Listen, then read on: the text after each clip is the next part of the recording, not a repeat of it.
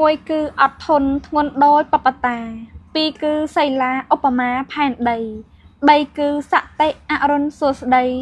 បួនប្រាំងគ្មាត់ខ្មៃបីដូចវាយោ5គឺបញ្ញាសុរិយាភ្លឺច្បាស់ដួងចិត្តស្រឡះប្រសចាអន្ធោ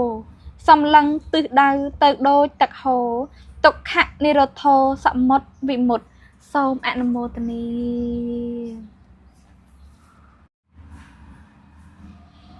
មួយគឺអត់ធន់ធ្ងន់ដោយបបតាពីរគឺសីលាឧបមាផែនដីបីគឺសតិអរុណសួស្ដីបួនប្រាំងគ្មាត់ខ្មៃបីដូចវាយោ5គឺបញ្ញាសុរិយាភ្លឺច្បាស់ដួងចិត្តស្រឡះប្រសចាអន្ធោសំឡឹងទិសដៅទៅដូចទឹកហូរទុក្ខនិរោធោសមុតវិមុតសូមអនុមោទនា